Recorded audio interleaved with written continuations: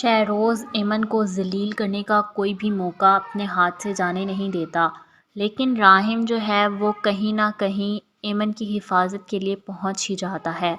اب راحم نے شہروز کے چنگل سے کس طرح سے ایمن کو بچانا ہے۔ راحم ایسا کرتا ہے کہ اپنی وائف کو اب اپنے ساتھ ساتھ سائے کی طرح رکھتا ہے۔ اگر اس نے آفس جانا ہے تو وہ ایمن کو کہتا ہے کہ تم میرے ساتھ آفس چلو، اگر اسے میٹنگ روم میں جانا ہے تو وہ ایمن کو کہتا ہے کہ تم میرے ساتھ میٹنگ روم میں چلو۔ وہاں پہ دکھایا جاتا ہے کہ شہروز پھر کہیں نہ کہیں سے ایمن کے سامنے آ جاتا ہے۔ ایمن اپنی جان بچاتی ہے شہروز سے، کہتی ہے کہ تم میرا اور راحم کا پیچھا چھوڑ کیوں نہیں دیتے۔ شہروز ایمن سے کہتا ہے کہ تم ہماری زندگیوں سے دور کیوں نہیں چلی جاتی، تم ہماری لائف سے چلی جاؤ، راحم سے ڈائیورس لے لو، میں تمہارے ساتھ جنت تک خوش ہوں۔ ایمن جو ہے وہ شہروز کی ان باتوں پر بہت زیادہ پریشان ہے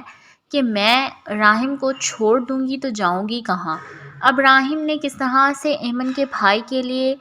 اتنی دور آؤٹ آف کنٹری اس کے علاج کی بات چلائی ہے اور اس کے بہنوئی کو اس کے بھائی کے ساتھ بھیجنے کی تیاری کی ہے۔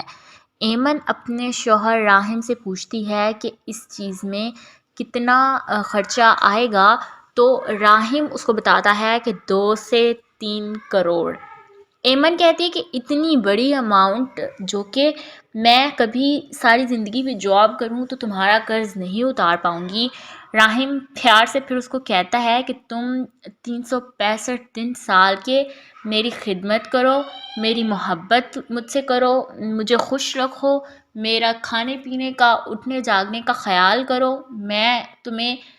اس چیز کے لیے ہمیشہ خوش رکھوں گا۔ ایمن راحم اتنے زیادہ خوش اور ایکسائٹڈ ہوتے ہیں کہ شہروز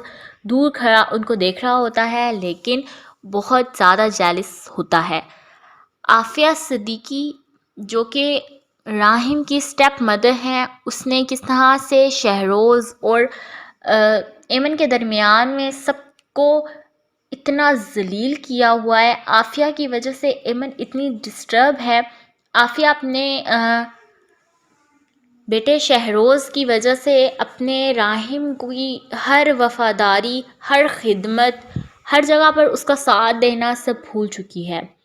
ایمن سے عافیہ کہتی ہے کہ اگر میں تمہیں کبھی غریب سمجھ کر یا تم پر رحم کھا کر تمہیں شہروز یا راحم کے آفس نہ بھیجتی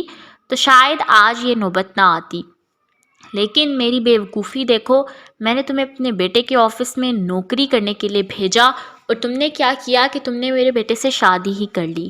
ایمن عافیہ کی باتیں سن کر اتنی زیادہ ڈسٹرب ہو جاتی ہے، اتنی پریشان ہوتی ہے کہ وہ کہتی ہے میں نے کتنی زیادتی کی ہے ان لوگوں کے ساتھ، کیا میں واقعی میں اتنی بری ہوں۔ دوسری جانب دکھایا جاتا ہے کہ ماہین جو ہے وہ آتی ہے راحم سے ملنے آفس میں۔ یہ بات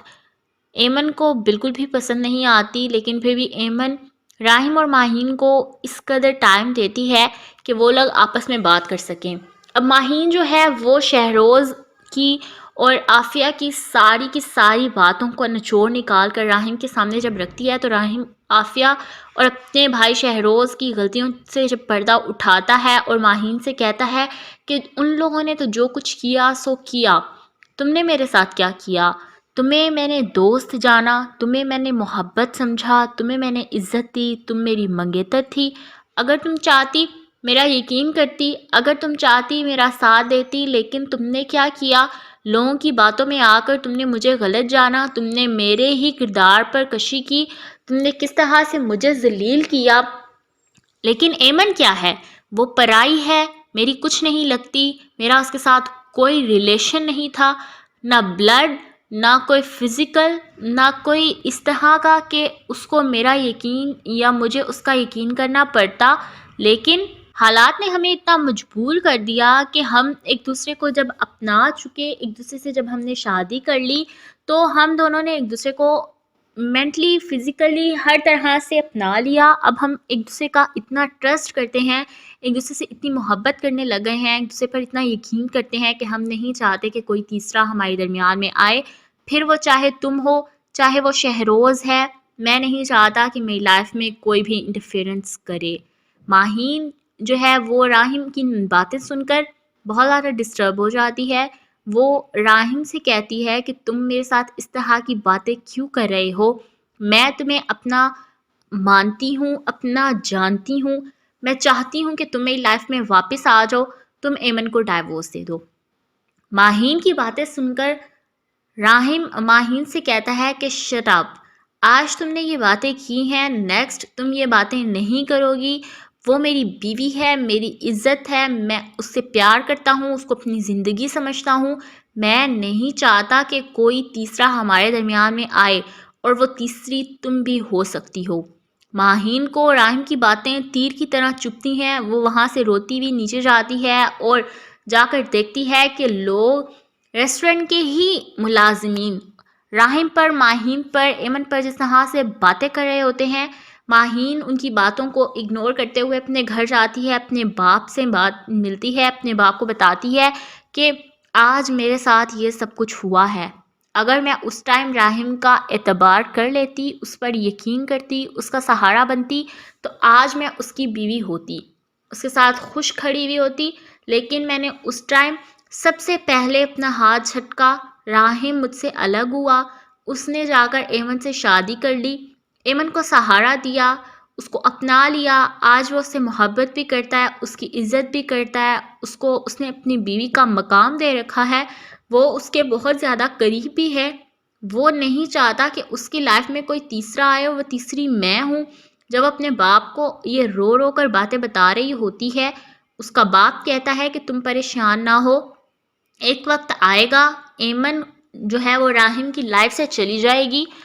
ہم اس کو نکال دیں گے، پھر ہم ماہین کی تم سے شادی کروائیں گے، اگر تم چاہتی ہو، اگر تم نہیں چاہتی تو پھر ہم تمہاری شادی شہروز سے کر دیتے ہیں۔ ماہین اپنے باپ سے کہتی ہے کہ میں شہروز کا نام بھی نہیں سننا چاہتی، اور آپ کہہ رہے ہیں کہ آپ نے شادی شہروز سے کروائیں گے، ایسا کسی صورت بھی نہیں ہو سکتا۔ ڈرامہ سیریل عشق جنون میں دکھایا جاتا ہے کہ راحم کا عشق جو ہے وہ سب کے سر چڑھ کر بول رہا ہے۔ اب عافیہ جو ہے وہ بھی یہی کہتی ہے کہ میں کس طرح سے اس بات کو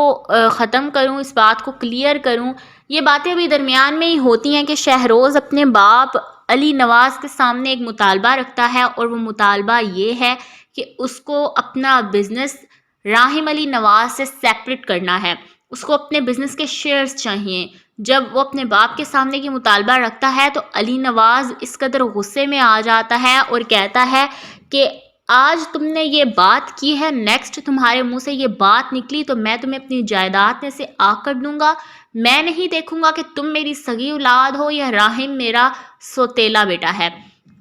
عافیہ جب اپنے شوہر کی اور اپنے بیٹے کی یہ گفتگو سنتی ہے تو اس کو اپنے کانوں پر یقین ہی نہیں آتا۔ پھر وہ شہروز کو کہتی ہے کہ تم اپنے بابا سے کس ٹاپک پر بحث کر رہے تھے؟ اس کا بیٹا اس کو بتاتا ہے کہ یہ میرا سگا باپ ہے ہی نہیں، جس پر عافیہ اپنے بیٹے شہروز کے منہ پر تھپڑ مارتی ہے اور کہتی ہے کہ تم کتنی بےہودہ اور گری ہوئی بات کر رہے ہو، تمہیں شرم نہیں آ رہی؟